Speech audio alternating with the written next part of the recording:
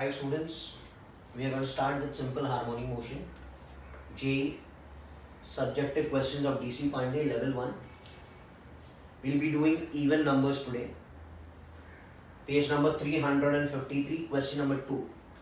Subjective questions of simple harmonic motion. Question number 2. A block of mass 0.2 kg is attached to a massless spring of force constant K, that is 18 Newton per meter. Find the time period of oscillation. हमको इसका time period निकालना है.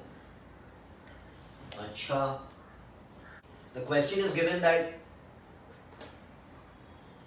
यहाँ पर there is a block which is resting, okay, and a spring is there over here, and which is attached to a mass M. ये मास दिया हुआ, ठीक है ना बेटा. ये कह रहा है कि 30 डिग्री है, बराबर. कह रहा है इसको खींच के हमने छोड़ दिया तो ये ऑसिलेट करेगा अबाउट द मीन पोजीशन. कह रहा है टाइम पीरियड कितना. अच्छा, मेरी बात सुनिए. यहाँ पर क्या इसका मीन पोजीशन ये है? नहीं, ये तो इसका नेचुरल लेंथ है. जब हम मास लगाएंगे तो ये नीचे की तरफ झुक जाएगा. Can I say there will be one point at which यहां पर जो फोर्स है आप सबको पता है, it is mg sin theta, है कि नहीं? सपोज ये खिंचाव हमने पकड़ा x नॉट, तो यहां पर जो स्प्रिंग फोर्स आएगा that will be kx not. अच्छा, एक ये समय ऐसा है at this point A, I can call this as A point. Can I say at A, mg sin theta will balance kx naught. So x naught will be mg sin theta by k.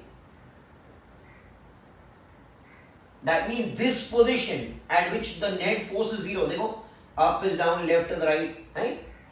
This position at A is called as which position बेटा? ये जो है वो उसका mean position है ना. ये जो A वाला पोजीशन है, ये वाला जो पोजीशन है, that is the mean position. बोलिए, क्या नहीं से. अब इसको अगर मैंने यहां से खींच के छोड़ दिया तो इट विल परफॉर्म ऑसिलेशन. इस पॉइंट पे तो नेट फोर्स जीरो है.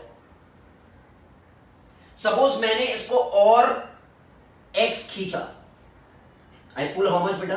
x मोर. यहां से यहां तक मैंने सपोज इसको x और पुल किया. ये थोड़ा ब्लॉक छोटा बन गया बट ठीक है. That mean this pulling is x. ये तो मीन पोजीशन है, यहां पर आके उसको स्टेबल इक्विलिब्रियम में रहना है. बट सपोज इतना और मैंने छोटा डिस्प्लेसमेंट खींच लिया x. So can I say the extra force which is coming, or I can say the extra restoring force, right, will be kx only, na? You cannot say that it is x plus x naught. I am talking about the extra force. यहाँ पर तो force balance हो चुका है, net force zero हो चुका है. So extra यहाँ से यहाँ तक is kx. Always remember SHM is performed due to extra force. SHM will not be performed due to net force. Concept याद रखना, SHM जो आएगा is due to extra restoring force. तो ये चीज ध्यान रखना, आगे बहुत जगहों पर काम लगेगा. एक्स्ट्रा फोर्स यहाँ पे kx आया क्योंकि खींचा आपने x है. सो f को लिख सकते हैं मेरा बच्चा ma will become minus kx. So a will become minus kx by m. ये तो हो गया ओमेगा स्क्वायर. ओमेगा कितना हो जाएगा मेरा बच्चा? k by m. So omega is going to become root k by m. I hope you all are understanding. So time period कितना रहेगा? वही रहेगा जो हमने स्प्रिंग पेंडुलम के लिए पढ़ा था. तो इसलिए मैंने आपको सिनॉप्सिस में कहा था कि it is independent of theta. तो चाहे ब्लॉक हम ऐसे रखें, ये सपोज इसका मीन पोजीशन है। मीन पोजीशन क्या होता है? Where mg will become equal to k x naught. x naught इसका खिंचाव है फ्रॉम द नेचुरल लेंथ, ये नेचुरल लेंथ है, ये मीन पोजीशन है। बोलो अब इसके बियॉन्ड सपोज अगर मैं x खींच लूं, सो यहां पर भी रिस्टोरिंग फोर्स जो आएगा ना इस समय वो रहेगा minus K X. So the time period is also gonna become 2 pi under root m by K. Same आप देख सकते हैं इसमें मीन पोजीशन क्या है? x नॉट है, x naught will become equal to k, x naught will become equal to mg। सो x naught will become mg by k। हाँ, इधर का x naught is mg sine theta by k। तो mean position का फर्क है, इसमें mean position is x naught where it is mg sin theta by k, इधर it is mg by k। तो मीन पोजीशन का फर्क है, but time period of SHM in this consideration, in this system or in this system is going to remain the same। फर्क नहीं है। क्यों? क्योंकि concept is that SHM will be exerted due to extra restoring force, okay, which is beyond the mean position। I hope you all are understanding this question. Question number 2 is done. Now we'll do the next even number, that is question number 4। अब सबको ध्यान देना है। हम लोग question number 4 की तरफ आते हैं। ध्यान देना, बहुत अच्छी वाले क्वेश्चन है। Question number 4, a clock with an iron pendulum keeps correct time at 20 degree Celsius। So initial theta कितना है? 20 degree Celsius। How much time will gain or lose? So हमको फाइंड करना है लॉस और गेन ऑफ टाइम। हाँ भाई, ये find करना। If the temperature changes to, so theta final is 40 degree, so can I say यहाँ पे डेल्टा थीटा हमको पता चल जाएगा 20 degree. Thermal coefficient of linear expansion alpha is given as 0.000012 per degree Celsius। बोलिए, ये दिया हुआ। अच्छा, यहां पर अब सब लोग ध्यान देंगे बेटा। किस टाइम पीरियड की बात है? Time period of simple pendulum की बात है। Time period of simple pendulum का फॉर्मूला याद है? 2 pi under root L by G. बोलो। अच्छा, एक कॉन्सेप्ट है, अगर थीटा चेंज करेगा तो लेंथ चेंज होगा। आप देख सकते हो, सपोज ये सिंपल पेंडुलम था, ये बॉब है उसका, ये लेंथ इनिशियल है which is at theta initial. अब क्या हुआ? थीटा फाइनल में हमने डिग्री बढ़ा दिया, 40 डिग्री कर दिया। पहले 20 डिग्री था, this was 20 degree, this is 40 degree पे सपोज लेंथ बढ़ जाता है। मैं थोड़ा बड़ा बनाता हूँ ताकि आपको थोड़ा कंसिडरेबल समझ में आएगा। This is theta final will be L final. So theta change करने के कारण एल चेंज हुआ। Sir coefficient of linear expansion, हमने ये फॉर्मूला पढ़ा ही है, लेंथ बढ़ता है। अगर आप थर्मल एक्सपेंशन चैप्टर याद करें 11th स्टैंडर्ड में, तो हमने ये फॉर्मूला पढ़ा था कि coefficient of linear expansion is change in length, याद है, पर यूनिट ओरिजिनल लेंथ पर डिग्री राइज इन टेम्परेचर। याद आ रहा है कि नहीं आ रहा है? यस और नो सर? तो क्या मैं इधर अल्फा का कोएफिशिएंट ऑफ लीनियर एक्सपेंशन लिख सकता हूँ L final minus L initial upon n initial into delta theta, or I can also write this as delta L by original L into delta theta। क्या है भाई? This is there in thermal expansion heat 11th standard chapter। आपको theory में हम पढ़ा चुके हैं, please ध्यान रखिए ये चीज का। ओके, जिसको नहीं आता वो लोग याद करो। सो अभी इधर आते हैं हम लोग। Time period is 2 pi root of L by G. Can I say time period is proportional to root L. Root L को लिख सकते हैं हाफ, क्योंकि जी तो चेंज होने वाला नहीं है ना टेम्परेचर के हिसाब से। गर्मी या सर्दी बढ़ती है तो ग्रेविटी थोड़ी चेंज होता है भाई। अब आप एरर्स एंड अप्रोक्सीमेशंस याद करें 11th स्टैंडर्ड का first chapter. Can I write this as delta T by T is half times delta L by L multiply by the power, and this trick is only applicable when the change is 5%। बोलो, तो change in length is 5%। तो यहां पर हम लोग क्या करेंगे? Delta T by T is half times delta L by L, अच्छा डेल्टा एल बाई एल यहाँ से मैं निकाल सकता हूँ, डेल्टा एल बाई एल देख सकते हो इज अल्फा डेल्टा थीटा, तो can I right delta L by L की जगह अल्फा डेल्टा थीटा, बोलो यस और नो। तो what will be delta T, half alpha delta theta into T. चलो भाई इधर शुरू होते हैं, delta T half alpha, alpha is 0.000012, delta theta 20 है। अच्छा टाइम, अगर आप क्वेश्चन में पढ़ते हो तो टाइम आपको कह रहा है इन अ डे, मतलब ये टाइम में चाहिए इन अ डे, डे एक दिन में कितने सेकंड्स होते हैं, you will tell me sir 86,400 seconds. ये ना भाई ये ओरिजिनल टाइम है, ये पूछ रहा है जो टाइम में चेंज हो रहा है, so delta T will be this much seconds। ये अगर हमने कैलकुलेट किया, so this answer comes out to be 10.37 seconds is the change in time per day, एक दिन में इतना होगा। I hope you all are understanding, it is important question, और ये आगे भी हीट में आपको सिखाया जाएगा, बट आप लोग अभी फिलहाल याद करके ये फॉर्मूला थर्मल एक्सपेंशन का आपको याद रखना, ओके। तो प्लीज इसको प्रैक्टिस करिए, कुछ फॉर्मूलाज ऐसे रहेंगे जो आपको हीट में सिखाया जाएगा, because this is heat and oscillations related, okay. तो आपको थोड़े फॉर्मूलाज याद करने पड़ेंगे। Now will go to question number 6। An object is suspended from a spring exhibits oscillations with time period t। तो ये कह रहा है कि एक स्प्रिंग था और इसमें ऑसिलेशंस टाइम पीरियड कितना था मेरा बच्चा, t था, के था। ये टी का फॉर्मूला क्या रहेगा सबको पता है, 2π/m/k। ये इनिशियल की बातें हैं, इनिशियल केस। फिर क्या हुआ, now the spring is cut into half, तो ये स्प्रिंग के दो हिस्से मैंने कर दिया, इसको आधा काट दिया। And I told you when the spring is cut into half, k is inverse to l, synopsis. तो अगर l को हमने हाफ कर दिया तो k हर एक पीस का डबल हो जाएगा, मतलब k dash will be 2k because L dash is becoming L/2। बोलो अब क्या कह रहा है, अब डायग्राम दिया हुआ है, they are connected as shown in the figure, मतलब फाइनली जो स्प्रिंग का आधा आधा भाग है ना, अच्छा इसका k कितना है 2k, इसका k कितना है 2k, और इधर मास लगा दिया जो मास लगाया था। कह रहा है इसका टाइम पीरियड अभी आप बताओ,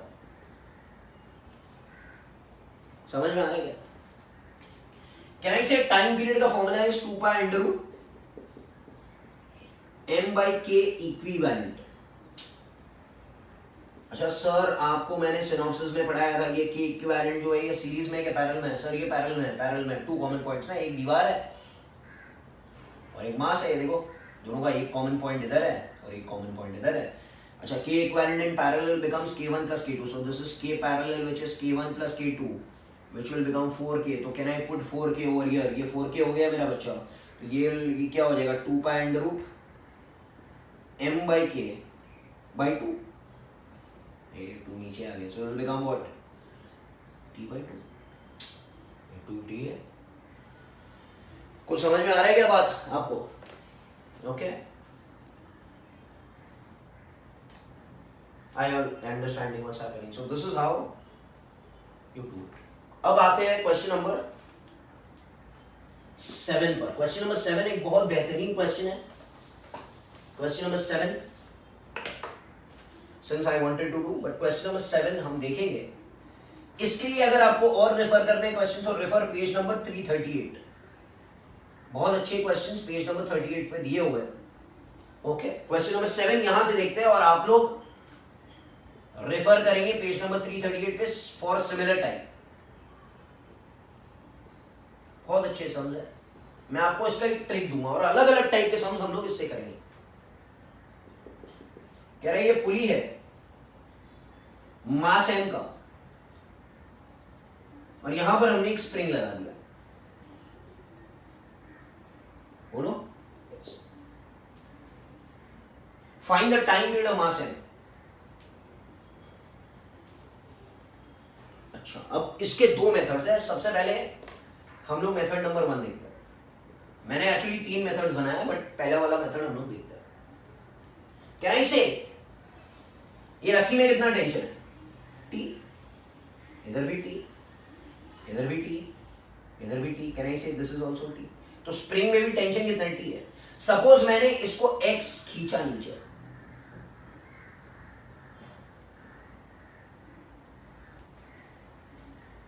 बोलिए मेरा बच्चा। सो this will become the tension in the spring will be what, क्या भाई, के एक्स। एक्स नीचे गया ना तो ये एक्स खुलेगा ना, बोलो भैया, ये एक्स खुलेगा तो इसके अंदर, ओके, इसके अंदर जो फोर्स आएगा दैट इज के एक्स। बोलते नहीं, कैन आई से the spring force over here,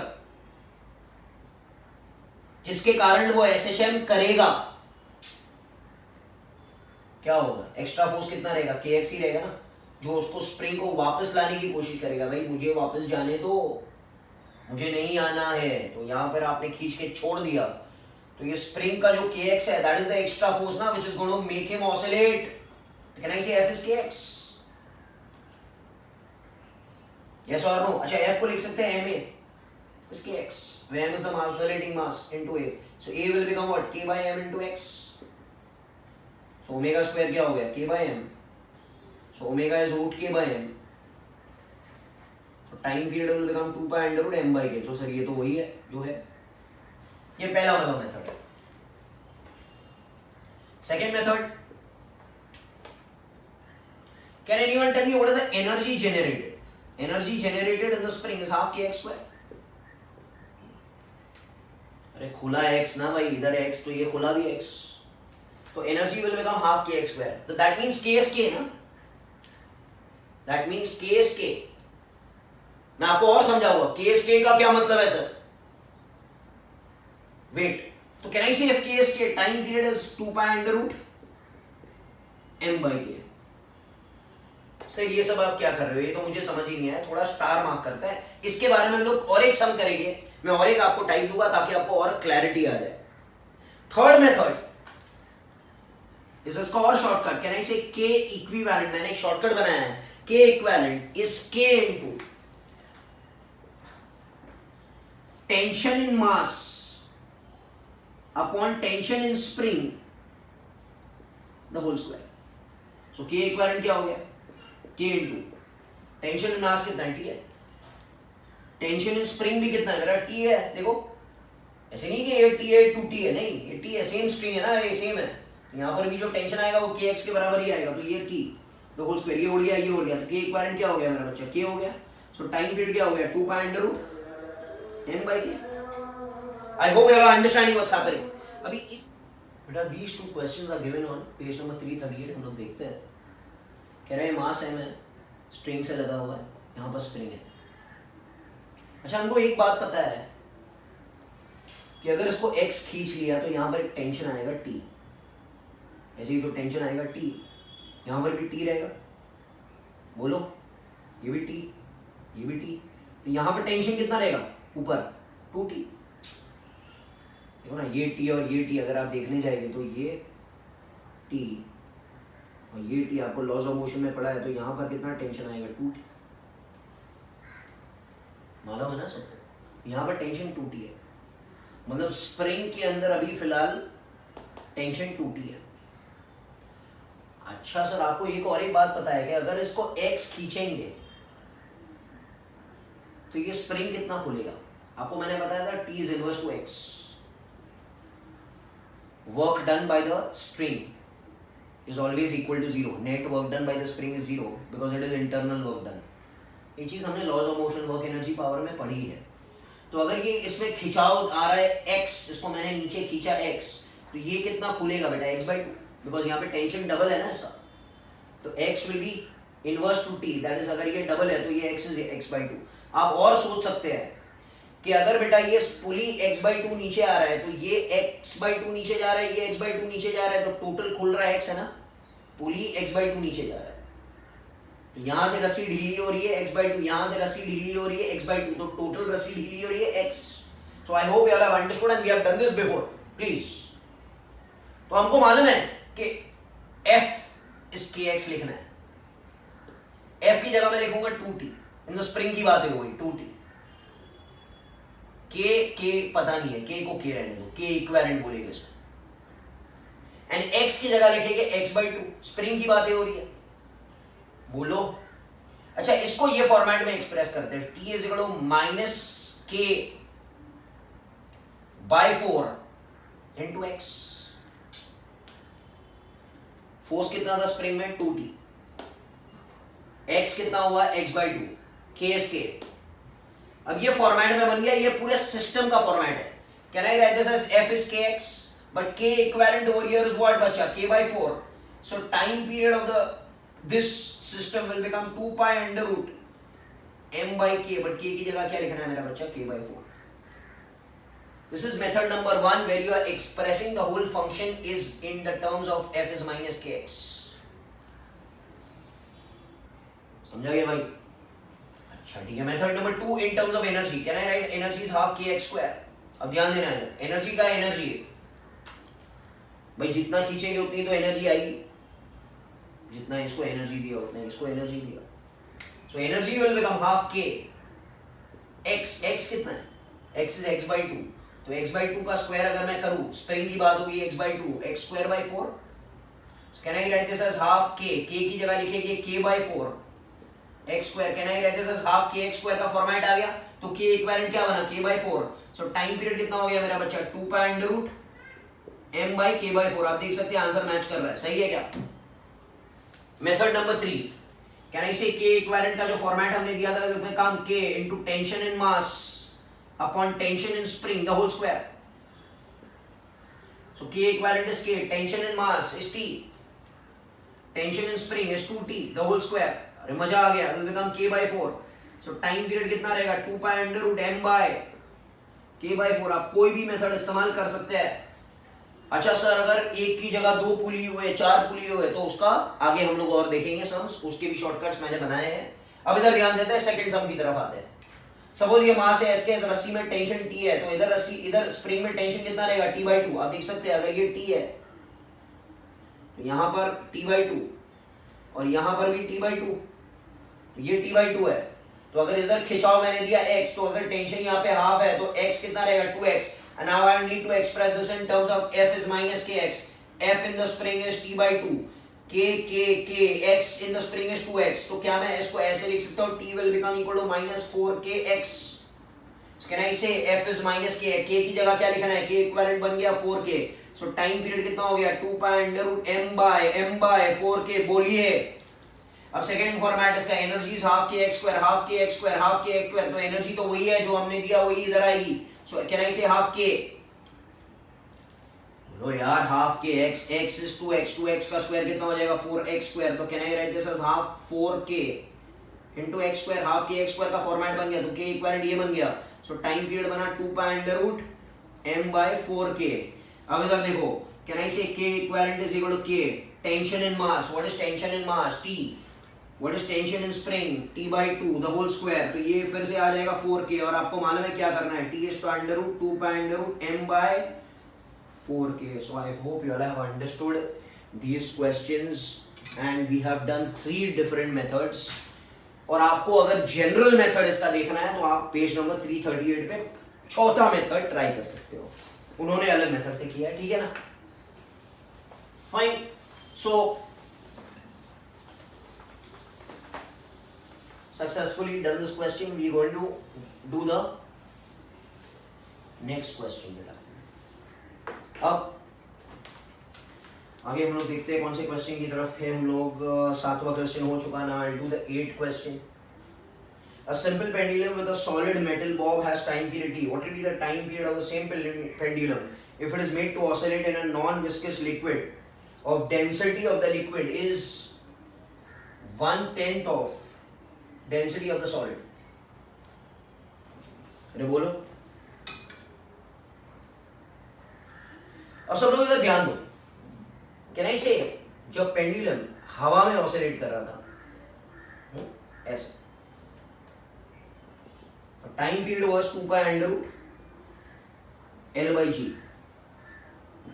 बोलो यार, ऐसे था। अब सपोज इसी बॉब को हमने पानी में डाल दिया या लिक्विड में डाल दिया, यही समझ में आ रहा है क्या? हमने लिक्विड में डाल दिया, लिक्विड से भर दिया।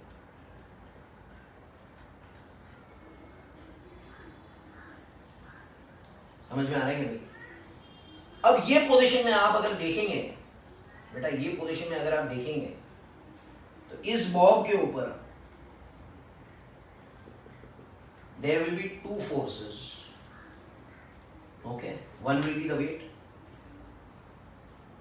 and second will be the buoyant force, that is upthrust, buoyant force. बराबर है क्या? Can I say net force तो नीचे ही बनेगा और उसी के कारण वो ऑसिलेट करेगा, सही है ना? अपथ्रस्ट अगर ज्यादा हो जाए तो ये तो बाहर आ जाएगा, तो इसका मतलब नेट फोर्स नीचे ही बनना है, तो उसी के कारण वो ऑसिलेट करेगा। समझ में आ रहा है क्या? पहले जब ये इधर था तो नेट फोर्स कितना था? If you remember it was mg sin theta which was bringing him back, restoring force.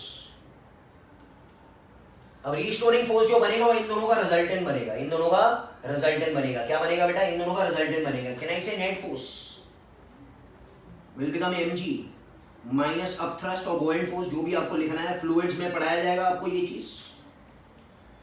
Physics आप देख सकते हो सबको जोड़कर बना है, एक ऐसे इंडिपेंडेंट टॉपिक नहीं है।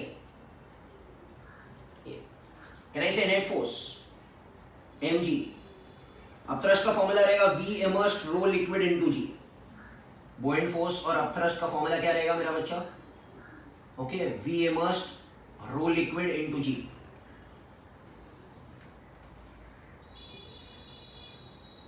यस और नो? इसको बुओयंट फोर्स का नाम ही दे देते हैं हम लोग, FP.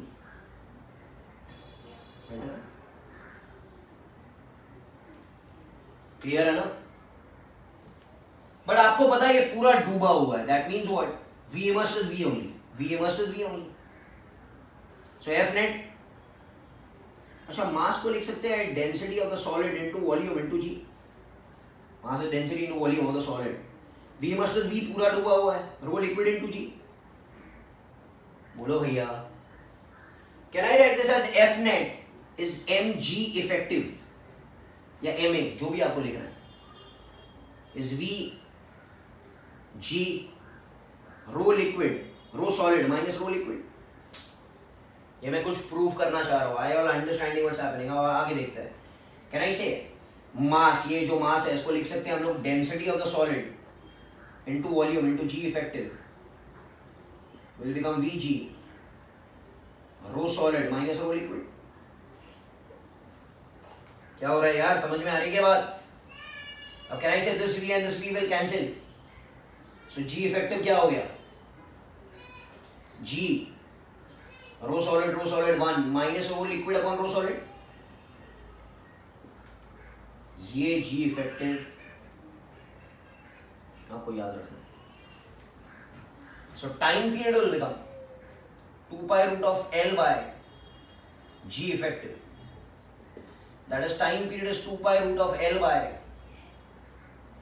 G, 1 minus rho liquid upon rho solid, but rho liquid is 1/10 of rho solid, तो ये 1/10 हो जाएगा। अरे यार देखो ना यार, अभी इतना क्या कर लो ऐसे, तो will become 2 pi under root L by G 9/10, so will become 2 pi root of 10L by 9G। अब इसका वैल्यू आपको ढूंढ लो तो आपको आंसर दिखाई देगा। Are you all understanding what's happening, everyone? We're starting with question number 10. The initial position and the velocity of the body moving in SHM with time period is 0.25 seconds and x is 5 centimeter and the velocity at that instant is 218 centimeter per second. What is the amplitude and the phase constant? Okay, phase constant 5 पकड़ता है। अच्छा, question फिर से पढ़ते थे। Initial position that is x not, क्या भाई? Time 0, जहां पर वो शुरू हुआ ना उस समय वो कहां पर था? 5 centimetre from the main position. and the velocity at time 0 was this 218 centimetre पर सेकंड। सबको समझ में आ रहा है? तो मतलब टाइम 0 की बातें दी गई है और एम्पलीट्यूड पूछा है। अच्छा ठीक है sir, what is the problem?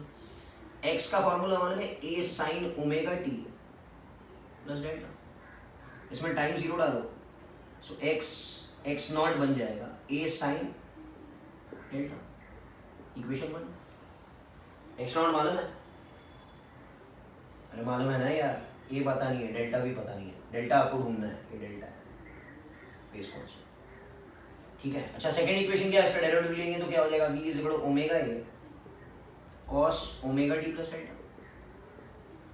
तो इसमें टाइम 0 डालेंगे तो v will become omega a cos delta, equation 2। मजा आ गया सर। तो क्या करेंगे? इन दोनों को स्क्वायर एंड ऐड कर देंगे तो ये हो जाएगा x not square plus v square will become a square plus omega square a square. Sine square cos square 1 बन गया। अरे बोलते नहीं हो यार तुम लोग, हैं? अच्छा ये x नॉट पता है? हाँ पता है, तो v 5 स्क्वायर प्लस 218 का स्क्वायर या 2.18 जो भी है, a स्क्वायर कॉमन निकाल लो, 1 plus omega square. Omega sir, omega को क्या मैं लिख सकता हूँ? 2 pi by t, but t is 0.25, that is 1/4, so this will become what? 8 pi. Omega की जगह में 8 पाई का स्क्वायर,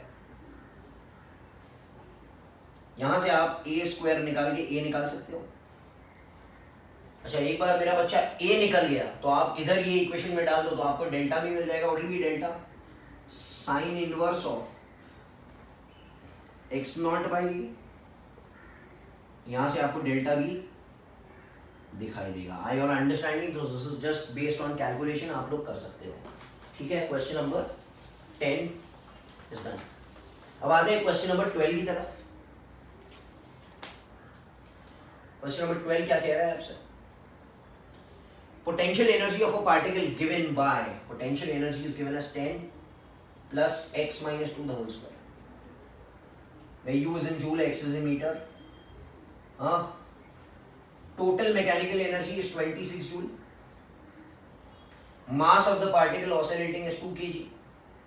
पूछा what is the angular frequency, मतलब ओमेगा निकालना है। What is the potential energy at mean position and extreme position?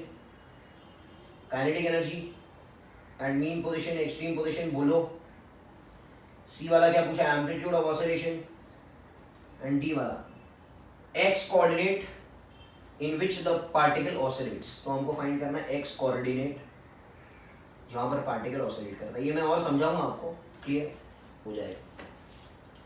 अच्छा sir देखो, पोटेंशियल एनर्जी का फॉर्मूला है 10 plus X minus 2 the whole square. 10 जो है वो उसको फ्री में दिया गया है, दिस इज मिनिमम एनर्जी, जिसको बोलेंगे यू नॉट। अगर आपने सिनॉप्सिस पढ़ा है तो हमने इसको डिनोट किया यू नॉट, मतलब मीन पोजीशन पे जो फ्री वाली एनर्जी है वो 10 है। अरे बोलते नहीं हो यार तुम लोग। मीन पोजीशन पे this is the free energy, this is the minimum energy of potential energy which is जो फ्री में मिल रही है। कितनी है? 10 है।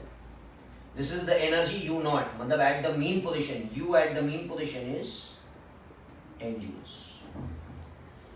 इतना तो मिल गया सर। अच्छा वर्क पावर एनर्जी से आपने फॉर्मूला पढ़ा है, F is minus D you by D x.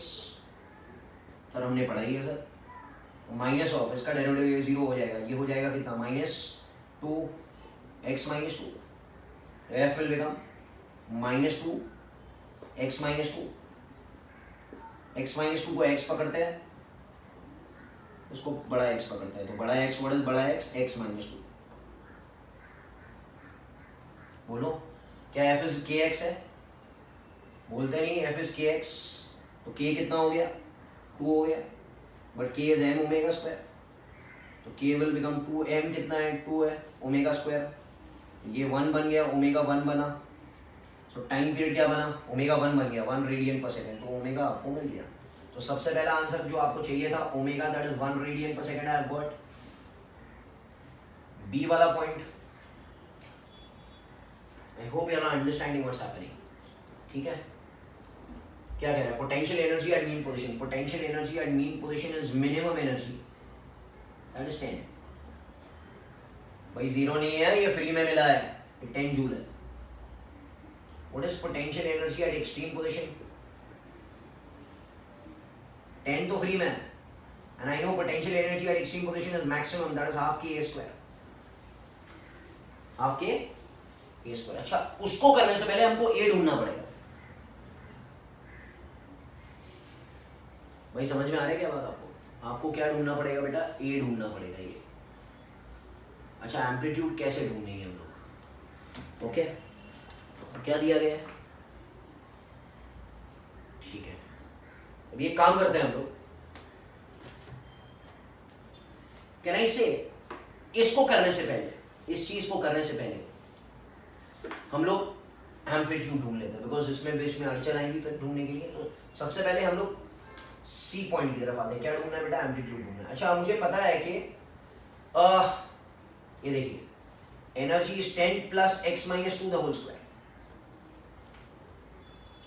अगर इसको टोटल एनर्जी डाल दिया, टोटल एनर्जी 26 है ना बेटा, या तो एक काम करते हैं, बेटर आइडिया। टोटल एनर्जी का फॉर्मूला क्या है? Total energy will become u not plus half k square. It is not half k square, it is u not plus half k square, that is the total energy.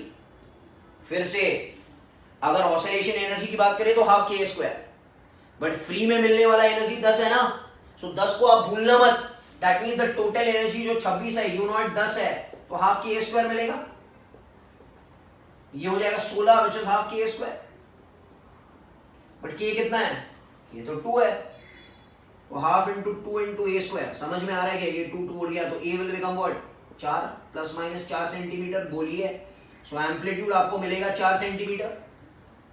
ये मिल गया। अब आते हैं B point की तरफ। Potential energy at mean position is minimum, mean position is minimum, that is 10 joule जो free में मिला है। Potential energy at extreme position will be 10 plus half k square, free में मिलने वाला plus oscillation energy, and half k square 16 है, तो ये 26 ही हो गया ना। हाफ k स्क्वायर 16 है। देखो, can anyone tell me what is kinetic energy at mean position? Maximum. But kinetic energy में पोटेंशियल एनर्जी का भाग नहीं जुड़ेगा, बिकॉज ये 10 नहीं जुड़ेगा, बिकॉज ये पोटेंशियल है, काइनेटिक में कन्वर्ट नहीं होगा, ये वाला कन्वर्ट होगा। So kinetic energy at mean position is half k square, which is 16 only, and kinetic energy eight extreme position is 0। तो इस चीज का बिल्कुल ध्यान रखें, मैंने सिनॉप्सिस में पूरा एक्सप्लेन किया है। तो ओमेगा डन, ये डन, ये डन। अब एक्स कोऑर्डिनेट निकालते हैं। आप सब लोग इधर मेरी बात एकदम ध्यान से सुनेंगे। हमने क्या निकाला था? x is x minus 2, x is x minus 2। तो मेरा बच्चा अगर x की जगह 0 डालता है तो x minus 2, that means x is equal to 2। तो इसका मतलब जहां पर मैंने x कोऑर्डिनेट 0 पकड़ा, वो 0 नहीं है, वो x कोऑर्डिनेट 2 है। मतलब मैंने तो पकड़ा मेरे मीन पोजीशन पर x कोऑर्डिनेट 0 होना चाहिए, बड़ा x 0 होना चाहिए, बट एक्चुअली छोटा x इज 2। और एम्पलीट्यूड कितना है? प्लस माइनस 4, मतलब एम्पलीट्यूड यहां पर उछलेगा 4, तो ये 4 सेंटीमीटर उछल गया, तो इसका x कोऑर्डिनेट बना 6 सेंटीमीटर, और ये 4 सेंटीमीटर कम हो गया, तो मेरा बच्चा ये कितना हो गया? x is minus 2। बोलो ना यार, understanding what's happening. So this is 4 centimetre, so this coordinate is x is 2, which is the mean position. This is mean position, हाँ भाई, this is right extreme and this is left extreme. तो आप देख सकते हैं कितने अच्छे type के क्वेश्चंस हैं, which we are gonna do right, which we are doing right. ठीक है बेटा, अब आगे बढ़ते हैं हम लोग।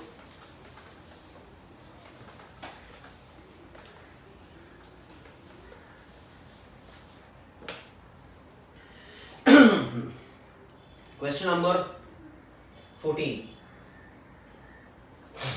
A solid cylinder of mass m and cross-sectional area 20 cm square, suspended by a spring constant of 100 Newton, and hangs partially immersed in liquid. Find the time period of oscillation for small oscillations. भाई ठीक है ना, क्या problem? देखो क्या हुआ, कह रहा है एक स्प्रिंग के साथ एक सिलेंडर को हमने ऐसे हैंग कर दिया, पार्शियली इमर्स्ड इन वाटर या लिक्विड, जो भी लिक्विड है।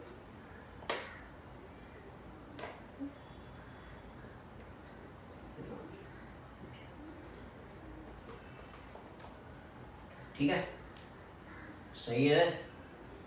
कैन आई से इस पोजीशन में इट इज बैलेंस्ड, यहां पे इट इज बैलेंस्ड मतलब रुका हुआ है, मतलब डाउन फोर्स है ना, फोर्स सेम है। कौन से अब फोर्स है? एक तो स्प्रिंग वाला फोर्स है, स्प्रिंग फोर्स FSP, एक बुओयंट फोर्स है इसके ऊपर जो एक्ट करेगा, हाँ भाई FB, और एक इसका वेट एक्ट करेगा। वेट कहां से एक्ट करता है बेटा? Weight is acting at centre of gravity. Buoyant force कहां एक्ट करेगा? बुओयंट फोर्स जितना पार्ट डूबा है ना उसके सेंटर से ऊपर एक्ट करेगा। Centre of mass, centre of gravity, पूरे सॉलिड का centre of gravity mg act करेगा। बुओयंट फोर्स विल एक्ट जितना पार्ट डूबा है, ओके, उसके सेंटर से ऊपर एक्ट करेगा। एंड FSP तो स्प्रिंग में होता है, सबको मालूम है। तो यहां पर कैन आई से mg is balancing FSP plus FB। ये तो कौन सा पोजीशन है? ये जब नेट फोर्स जीरो हो जाएगा, नेट फोर्स जीरो होने का मतलब कौन सा पोजीशन होता है मेरा बच्चा?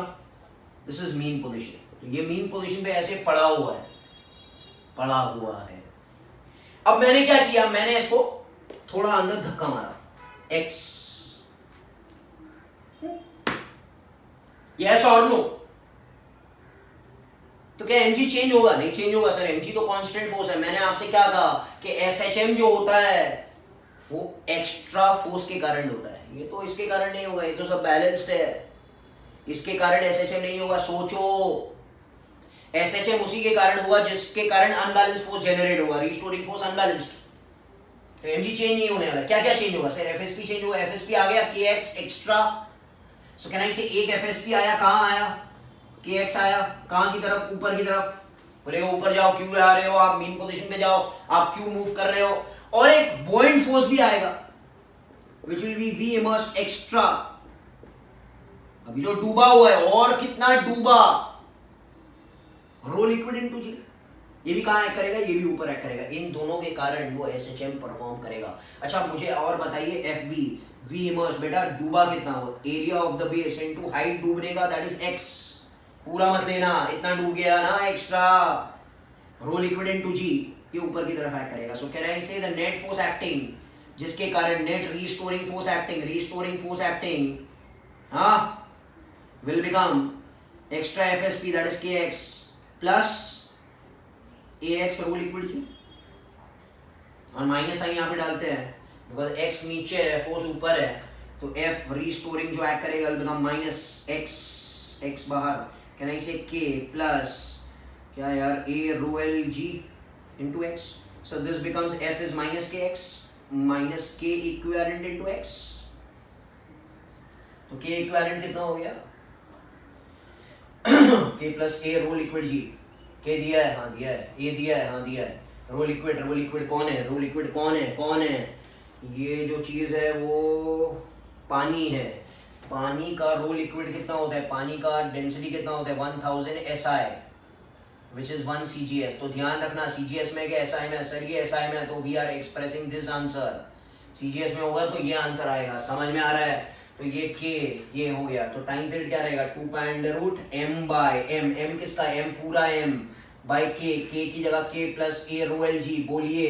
सो this will be written as 2 pi m, m की जगह 10, k की जगह 100, a की जगह 20 centimetre square, that is 20 into 10⁻⁴। Yes और no? Rho liquid 1000 into g का value 10। Are you all understanding? Yes और नो? तो ये वैसे ही उड़ गया, देखो ये 4 और ये 4 और ये 4 उड़ गया, तो ये क्या हो गया? 2 पाई 10 बाय कितना? 120। इसका आंसर आप सेकंड्स में निकाल लो। This will be the resultant answer. You can see it is a very important question. तो ओके, क्वेश्चन नंबर 16 की तरफ आते हैं हम लोग।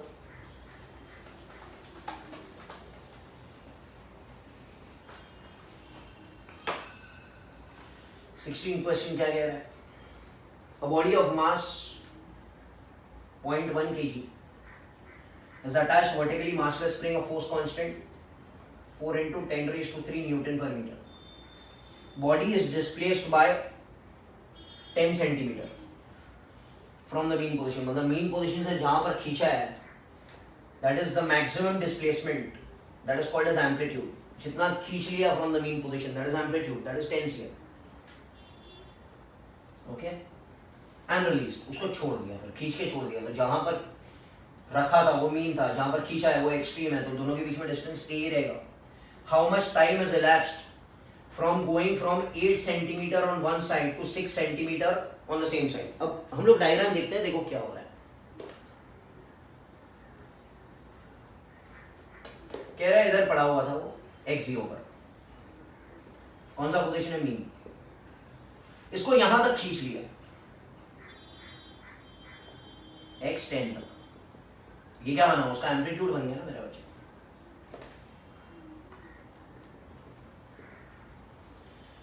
क्वेश्चन में क्या पूछ रहा है, कितना टाइम लगेगा to go from 8 coordinate centimetre, 8 मतलब 8 सेंटीमीटर से 6 सेंटीमीटर जाने के लिए कितना, यहां से यहां तक टाइम कितना लगा, दिस टाइम इतना, यहां से यहां तक टाइम कह रहे हैं. यहां पर था, यहां पर था, यहां पर आ गया, इधर से इधर जाने के लिए ऑन द सेम साइड. अगर ऑपोजिट साइड बोलेगा तो ये 6 इधर ले लेना. अच्छा मैं आपको ट्रिक बताता हूं, देखो. इमेजिन करो आप मीन पर ही हो, इमेजिन करो आप इधर मीन पर ही हो. मैं क्या यहां से यहां तक का टाइम निकाल सकता हूं, 8 तक जाने का. नहीं अरे बोलो ना भैया, इसको पकड़ेंगे हम लोग T1. फिर से मैं पकड़ता हूं कि मैं मीन पर हूं, फिर से मैं जा रहा हूं 6 पर.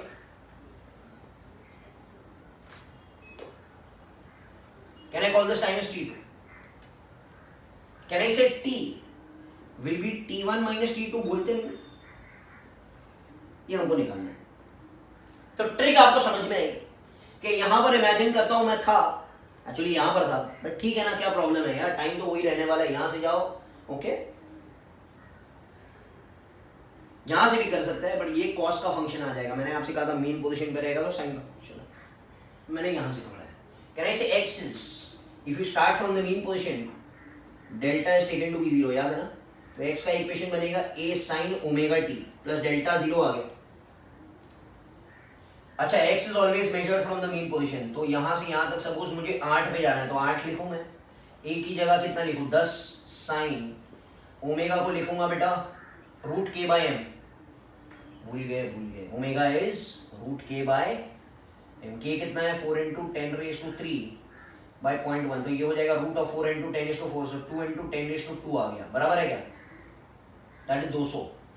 तो 200 t, तो t की जगह क्या लिखना है सर आपको, T1 लिखना है.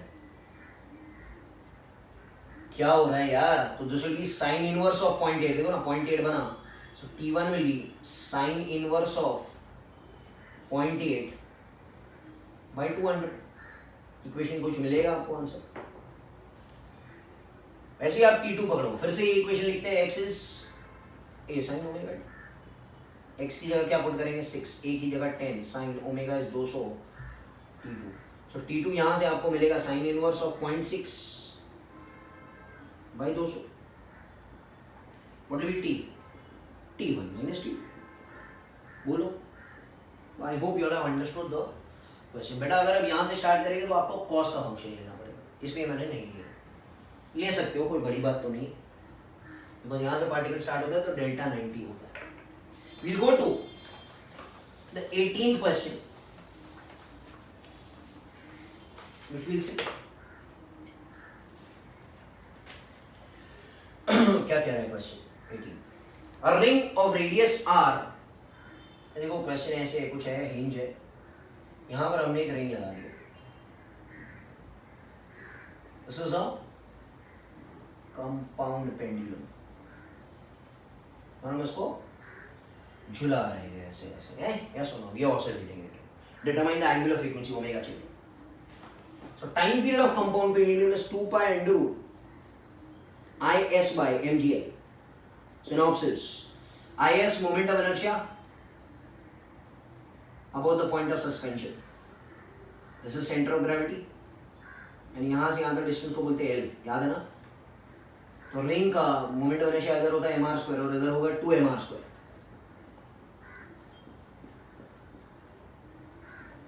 mgl, L is r ना? कितना आ गया ये? 2 pi under root क्या हो गया? 2r by g. This will be the resultant answer. I hope you all are understanding what's happening. Question number 20 पर आते हैं. A body makes angular simple harmonic motion of amplitude pi by 10 radian. अच्छा amplitude आप a लिखेंगे, but ये linear amplitude नहीं है, तो आप इसको लिखो थीटा नॉट मैक्सिमम एम्पलीट्यूड या थीटा मैक्स लिखो पाई बाई 10 रेडियन. इतना मैक्सिमम थीटा ऑसिलेट करेगा with a time period of 0.05 seconds. If the body is at displacement, कितने थीटा पर है वो? Pi by 10. इधर एक्स लिखते थे ना हम लोग एट टाइम 0, मतलब टाइम 0 पर वो इधर था. The equation of angular displacement. ठीक है सर, कोई प्रॉब्लम नहीं है. देखो मैं एक काम करता हूँ, x is a sin omega t लिखता था, याद है? Plus delta.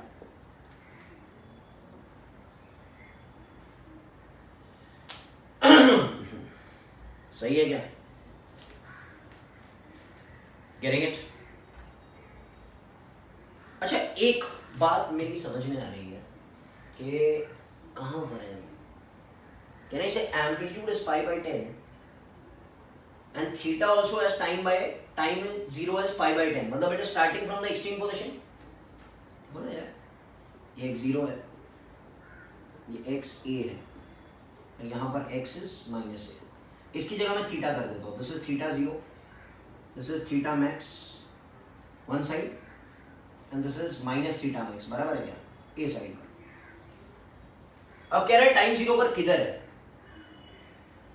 Amplitude is pi by 10 maximum amplitude, and वो टाइम 0 पर भी पाई बाई 10 पर है, मतलब इधर है. At time 0 he is here. Since time 0 is here, delta is 90. So x का इक्वेशन साइन नहीं बनेगा. x का इक्वेशन क्या बनेगा? cos बनेगा. Can I write this as x is a sin omega t plus 90, that is a cos omega t. But sir x के terms में नहीं है, ये तो थीटा के टर्म्स में. अब देखो मजा, देखो कैसे करना है. इसको लिखना है थीटा मैक्स एम्पलीट्यूड की जगह. cos ओमेगा t वैसे का वैसे ही रहेगा.